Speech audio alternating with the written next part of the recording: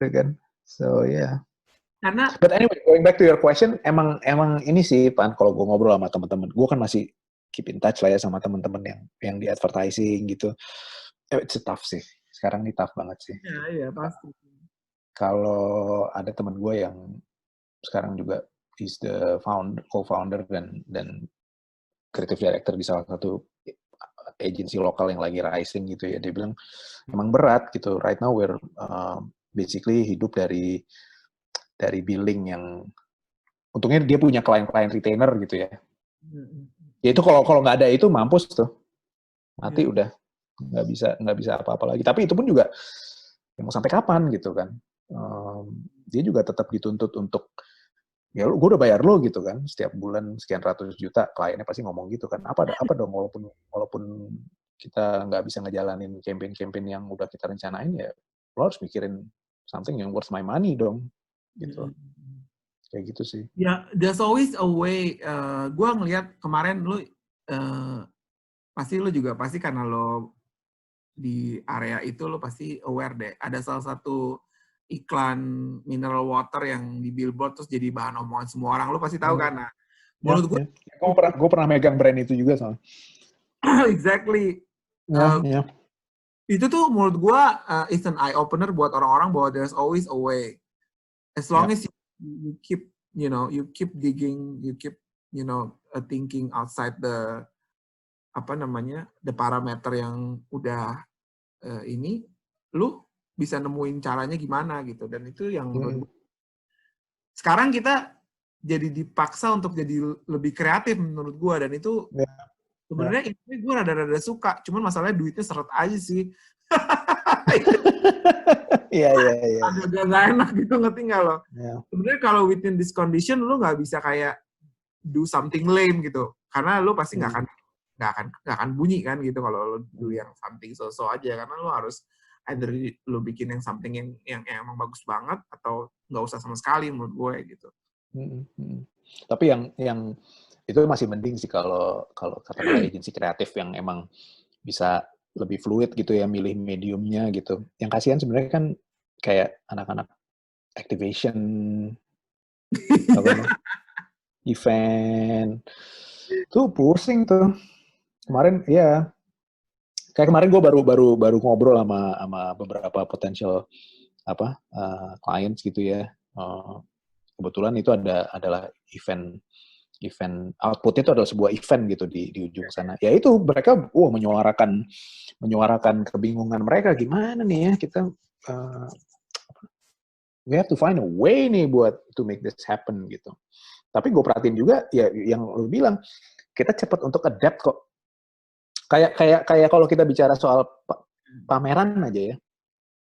Sekarang ini salah satu yang udah mulai jalan duluan tuh kalau perhatiin, museum-museum di Amerika sama di Eropa itu begitu pandemi, museum kayak MoMA, Tate, itu tuh begitu pandemi terjadi mereka langsung ngedevelop itu loh, cara untuk bikin virtual pameran virtual exhibition ya gitu. So I think it's only a matter of time sih.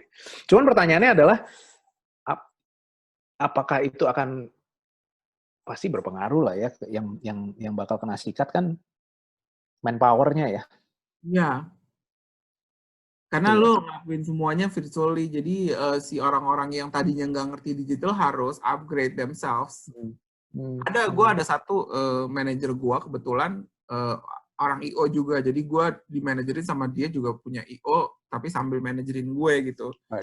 Dia termasuk orang lama lah, quote unquote, yang nggak bisa operate Zoom gitu, misalnya gitu. Dia nggak ngerti Zoom, terus bilang sama dia gini, nanti gue ada webinar, lo yang jadi konsul buat Zoom-nya ya. Aduh, gue nggak ngerti gimana.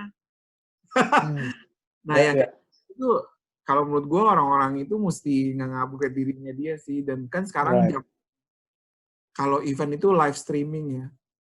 Jadi benar. Yang lo bilang tadi webinar gitu ya. By the way, kalau kerjaan lo outputnya apa sih untuk yang sustainability story itu? Kebanyakan sih video ya. Oh, video. Nah, Terus ini juga problematik nih karena honestly sejak pandemi dimulai ya udah stop tuh. Gue nggak ada lagi video-video yang bisa gue hasilin. Udah nggak bisa syuting lagi, udah nggak bisa, you know. Ya akhirnya gue sama partner gue mesti nyari cara untuk apa? Tell bikin that story lagi gitu. Kenapa? bikin animasi. Mungkin ya, mungkin. Tapi belum ini juga sih, belum. Ya. Ini gue mau masuk ke pertanyaan agak terakhir sih. Jadi kan kayak gue tuh realize bahwa all of a sudden dengan adanya pandemi ini, we need to broaden our market gitu. Dan ini part of yang gue realize ketika gue podcasting bahwa, hey, all of a sudden my audience is not only Indonesia loh gitu. Ternyata podcast itu bisa denger di seluruh dunia. So I use it gitu. Itu yang menjadi tolak ukur gue pertama kali, titik balik gue ketika gue bikin Round the World itu. Nah, buat lo sendiri tuh, dari sisi lo sebagai agency dan penulis skrip gitu ya, meskipun itu separately, tapi do you think ada opportunity buat kita untuk nerima kerjaan dari luar negeri? Karena gue tahu for a fact temen gue ada yang udah jadi animatornya Disney misalnya, atau you know job-job dari Hollywood gitu. Buat kita sebenarnya pekerja kreatif ada nggak sih opportunity? Dan kalau bisa kayak punya teman kreatif director di Singapura gitu. Tapi lu kan juga awalnya pertama kali lu ikut kompetisi gitu. So is there a chance buat kita untuk start something dan ngebuka market keluar gitu? Dan lu sendiri ada project juga kan? Ya, ada kok. Kan gue selalu percaya itu kok bahwa you know kita punya etos kerja. You know, forget about skill selalu bisa di-upgrade dan gue yakin kita udah. Tapi kalau dari soal etos kerja tuh orang Indonesia tuh udah jauh lebih inilah ya, lebih semangat lah for lack of better word gitu. Jadi kita pasti bisa kok nyaingin bisa dapat job opportunity di luar. Kayak kalau kita bicara soal agency gue aja, tadi gue mention the first couple of years klien-klien yang kita dapat tuh kebanyakan klien-klien regional. Karena perusahaan-perusahaan yang emang ini juga salah satu yang sebenarnya agak sedih sih bahwa perusahaan belum begitu banyak perusahaan Indonesia yang itu tadi yang mulai nerapin brand with a purpose gitu ya. So awal-awalnya memang kebanyakan job-job yang kita dapat tuh dari perusahaan-perusahaan yang base-nya di Singapura. Syutingnya tetap di Indonesia, tapi kita berurusan sama kantor regional mereka gitu. Walaupun ya mudah-mudahan tren ini bakal berubah lah ya 1-2 tahun ke depan nih semakin banyak perusahaan lokal yang punya kepedulian ke arah situ. Harusnya dan ketika itu terjadi, lu udah mulai. Itu dia. Kita udah punya portfolionya, kita udah punya visi ke arah situ gitu kan. Yes. Nah itu dari sisi kerjaan agensi gue gitu. Kalau dari sisi penulisan skenario, ya kita udah lihat sendiri gitu kan sekarang kayak Joko udah lagi brewing, udah sempat ketemu sama Netflix, Mo Brothers si Timo sama Kimo bahkan udah ngedirect buat Netflix gitu.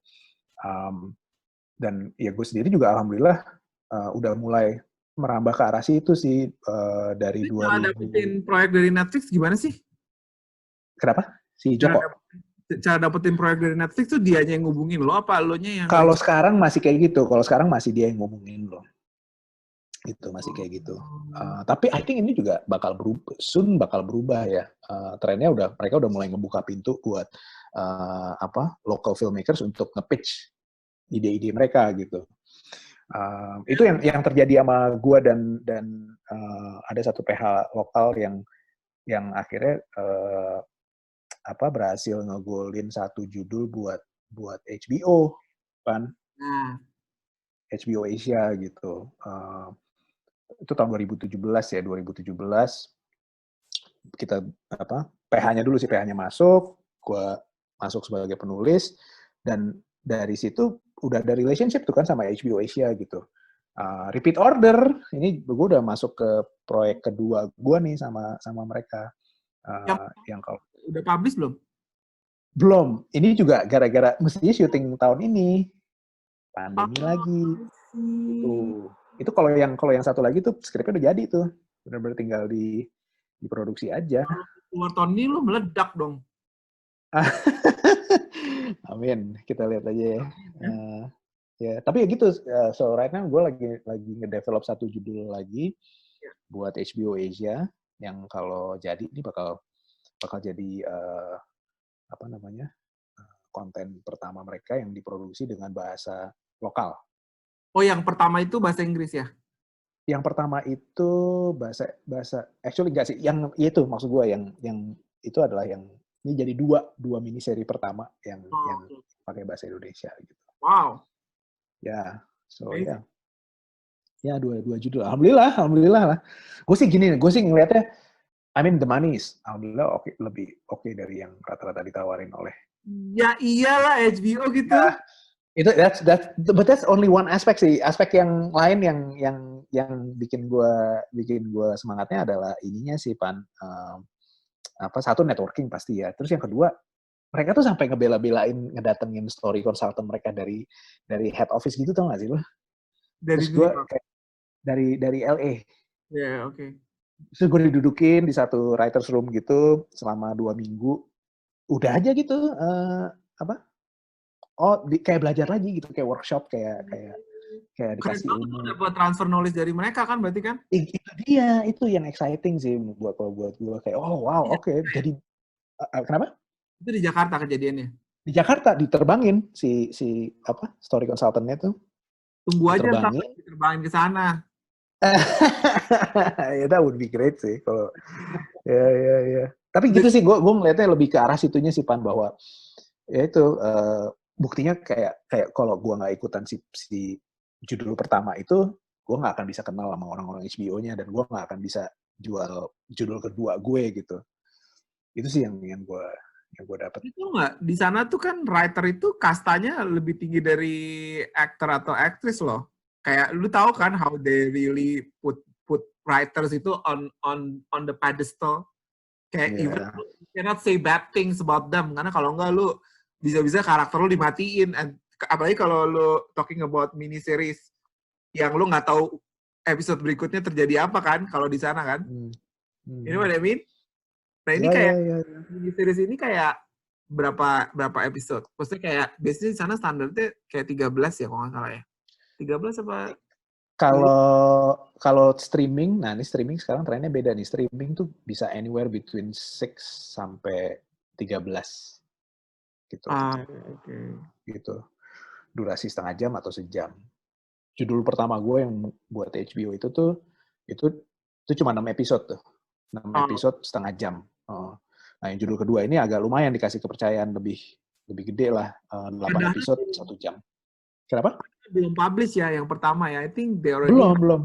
I think they already have ini deh apa namanya intuition kayaknya. Kalau nggak mungkin job lagi. Ya, I think so. Enak sih kerja bareng mereka tuh. Enak orang-orangnya. They really they have their eyes on the ball gitu. Yang dibahas tuh emang yang penting untuk dibahas gitu. I'm so envious of you sih beneran. Jangan lah Pan, ini janganlah. Tau gak sih, to be able to do what you like and making money out of it, that's the ultimate orgasm, man. Seriously. Right. Yeah. Kalau gue sekarang, gue belum lihat duitnya di depan mata gue. Ya.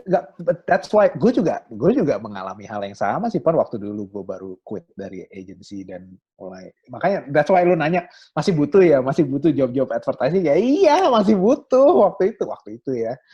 Untuk biar dapur ngebulnya lebih gede gitu. But you'll get there lah, tenang aja. Ya kan? By the way, gue pengen tanya deh, waktu pertama kali si PH itu nge-pitch udah pakai story lo atau belum? Belum. Kalau yang pertama itu story dari PH-nya. Itu gue diseleksi itu sama mereka. Jadi mereka menyeleksi writers dari Indonesia gitu ya. Diseleksi dulu nih ceritanya. Diseleksi dulu kalau yang judul pertama tadi ya. Ceritain kenapa lo adalah penulis yang cocok buat judul ini gitu. Udah akhirnya setelah ngelewatin proses seleksi itu gue yang pilih, gue nulis. Itu lama loh Pan, gue nulis setahun. That's the longest yang pernah gue terlibat untuk nulis sebuah skenario gitu. setahun setengah, hampir 2 tahun malah. Lu bukannya nulis gara-gara bola itu 2 tahun ya? Gue baca. Iya, tapi itu kan passion. That's like, maksudnya gue nulis di waktu senggang gitu loh, Pan. Kayak ini emang every weekend ya. Gitu. Di kantor tuh kalau lagi suntuk, lagi diomelin klien, rewrite script gue deh gitu. Kalau ini kan something yang lo emang di-hire properly untuk melakukan itu. Nah, sesudah kelar nih judul yang ini, habis gue kenal lebih jauh dengan orang-orang HBO-nya gitu. Gue pitch, gue juga punya cerita lain loh nih, yang orisinal gue gitu. Ternyata mereka tertarik. Dibeli lah. Dapat development deal. Lu bilang sama mereka, just take me to LA and give me other... Aduh, jangan lagi. I will move in there. Lu pindah ke ntar lu kasih gue kerjaan, lu tarik gue ke sana. Yeah. Yoi. I don't know, pasti language, I don't know about the language barrier tuh. Alah, bisa lah pasti. By the way tuh, lu tanya sama dia deh, kenal nggak sama all the writers of Friends? Marta Kaufman. Oh, right. Tanyain dong. Ya. Ya. Coba ya, nanti gue tanyain nih. Coba ya. Tapi ini genre-nya apa sih? Kayak drama, sitcom, atau horor? Yang lagi gue develop ini genre-nya drama. Drama laga. Jadi martial arts. Kalau yang sebelumnya, yang judul pertama yang gue tulis buat mereka itu komedi. Action komedi. Gitu. Terus, a side note nih kan, waktu pas gue mau interview, gue ngeliat nih gara-gara bola itu kan. Terus, gue langsung merasakan ambience-nya Tarantino gitu. especially ketika lo bikin ada adegan fight scene di akhir itu, kayak menurut gue gila nih Tarantino banget. You know, you have to end it with a fight kan. Karena gue tuh baru aja nonton film dia yang terakhir yang si Brad Pitt itu. Si Once Upon a Time. Once Upon a Time, gue suka banget. Dan itu ya, kayak, sama, gue juga suka banget. That's one of my favorite Tarantino movies. Gue suka banget, dan lu tahu kenapa? Karena itu gue merasa gue kayak Brad Pitt di sini. Bukan kayak siapa sih tokoh utamanya, siapa sih, gue lupa. Leo DiCaprio. Leonardo DiCaprio. Right. Oh, oke. Ya. I'm waiting for somebody to be my neighbors yang nawarin gue. Lo sama-sama lagi di persimpangan jalan. No, actually udah bukan lagi sih, lo udah ngambil, lo udah memutuskan untuk belok nih, Pan. Tapi the feeling of unwanted itu loh, tau kan? Right. Ya. Wants me anymore gitu. Of course, you know, gitu kan, pastilah gitu. Your time has passed gitu. Tapi enggak lah, I think I have a good feeling. Maksud gue, ya itu bagusnya kan sekarang dengan apa, lu kemarin cerita ke gue, sekarang podcast lo udah berapa? 10 besar. Ya, tapi belum translate into itu cuan ya. Itu cuan. Ya. Anyway, gue happy sih. Maksudnya gue ngomongin, tapi sebenarnya gue happy and I'm proud karena actually ini satu hal yang mau gue kasih tau ke lo juga sih, ngebahas ini kayaknya seru nih. Tapi nanti another podcast deh. Let's lift the audience with this issue deh, karena menurut gue karya yang bagus itu harusnya long lasting dan it's not just about pleasing the mass gitu loh. Jadi kayak kan sekarang kalau gue lihat the scene in the market tuh kayak lu kayak lu ngeluarin apa aja yang emang bisa dikonsumsi, laku dan dibeli orang gitu. You don't really pay attention to the art and apakah karya itu bagus atau enggak gitu menurut gue ya. Jadi kalau misalnya kayak orang-orang bikin horor, semua bikin horor gitu. Orang-orang bikin action, semua bikin, you know, there's no individuality dan apa sih, it's not being idealistic ya, tapi kayak gue tuh sekarang ngerasa bahwa apa yang gue bikin di podcast gitu, gue nggak ngikutin arus mainstream, tapi gue ada yang mau dengerin gue, entah itu cuma 10 orang, 12 orang, 100 orang, mungkin nggak 1 juta apa 2 juta gitu. Dan ya, tapi ada orang yang menikmati, jadi I still believe that the market is there gitu. Jadi Itu sih yang, tapi whether the market is big enough to make money, nah itu yang masih pertanyaan. Cuma menurut gue, I think people are hungry.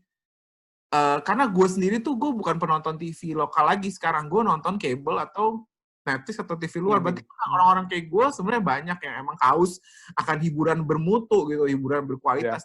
Terus ahi atau apa yang ada di TV sekarang, lo tau lah isinya apaan gitu kan.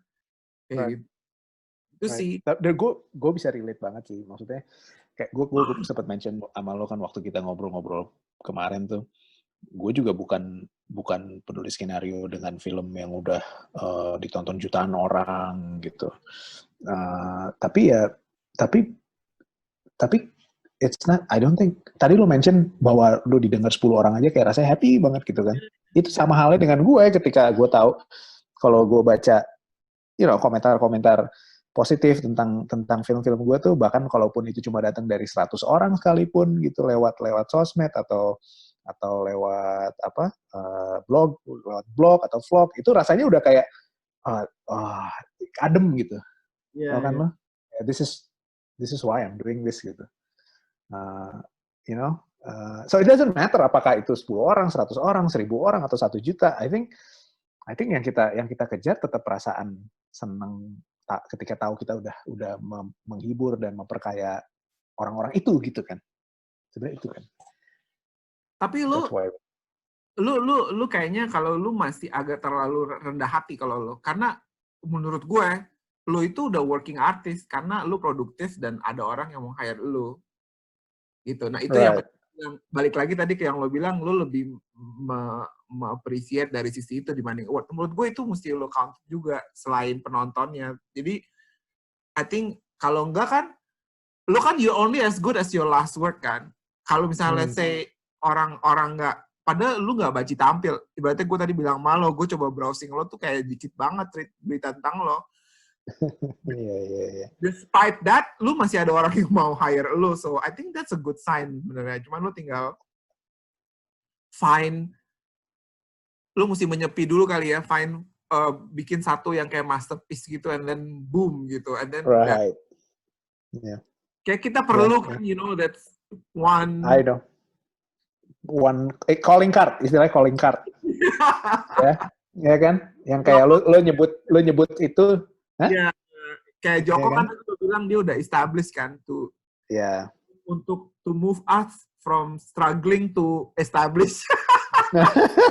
Ya. Dan kalau kita ngelihat sisi positifnya, it's good, bahwa kita masih sama-sama berusaha mewujudkan that calling card kita gitu. Artinya ada sesuatu yang dikejar lagi gitu kan. Iya, benar. Mungkin kalau buat nama-nama yang udah lebih established, yang udah bikin film jutaan orang, mungkin Everest-nya mereka udah lain lagi gitu ya.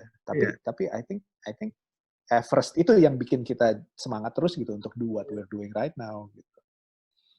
Oke, Gak. Nih udah hampir 1 jam ya kita ngobrol, jadi gue seneng banget dan mungkin kita bisa collab di satu kerjaan, gue nggak tahu sih. Gue kayak udah beberapa orang nyuruh gue nulis, cuman I don't. Gue tuh mikir gini, gue tadi sempat mikir, pas gue pikir-pikir gitu, gue sambil ngerokok gitu ya. Mungkin nggak sih buku gue itu adalah podcast gue? Right. Loh, why not? Kenapa enggak? Gue kayak, orang kan sekarang juga ada audiobook ya. Jadi kayak lu kan dibacain buku lo. Jadi gue berpikir gini, sebenarnya itu podcast gue udah buku gue sih, tinggal kan udah masuk season 2 sekarang. Dan gue memang secara sengaja masukin itu dalam kategori personal journal. Kategorinya kan ada macam-macam tuh. Ada romance, ada financial, ada bisnis gitu. Nah, masukinnya ke kategori personal journal gitu. Meta itunya. Jadi emang gue dan terus gue subtitlenya adalah seruan hati. So apa yang gue omongin di podcast gue ini semua adalah seruan hati gue. Jadi it's like me writing a journal. For me it's like a therapy juga gitu. Jadi gue mikir gini, gue akan announce aja bahwa my podcast is actually, if you listen it, it's my story gitu. Jadi gue nggak perlu kalau ada yang mau nulisin gue bukunya. Lu sih emang dasar males ketiknya aja. Enggak, gue ngomong-ngomong aja lo yang nulisin. Ya kan? Aduh. Gue nggak tahu deh, mungkin kalau once udah kayak gue berasa complete the material, mungkin bisa gue tulis jadi buku. I don't know, bisa juga sih. Tapi in the meantime gue merasa bahwa itu sekarang ini gue di audio itu dulu sih. Ya dong. Itu kayak gue bilang, little steps. Sekarang lo di posisi 10 besar, nanti tunggu sampai jadi 3 besar, jadi nomor 1 gitu kan. Ya, di kategori gue. Nanti ada penerbit. Di kategori. Ya. Soalnya kalau secara general gue masih kayak ya mungkin 100 berapa lah gitu. Right. Which is better than 200 berapa? Iya dan ya. saling menyemangati ya, saling menyemangati. Iya dong. Iya dong. Ya, dan maksud gue someday gue pengen bikin film sih. That's one of my dream juga, soalnya gue sebenarnya gue ada dulu gue emang pengen ke situ juga gitu. Tapi ya sekarang gue ketemu lo, makanya gue seneng banget. Mungkin ini kita belum ada kerja bareng apa-apa, tapi at least gue udah reconnect sama lo yang ada di situ gitu ya, ada di the heart of the industry gitu kan. Dan people already know you gitu. Jadi gue ya we'll see lah what next. We'll see.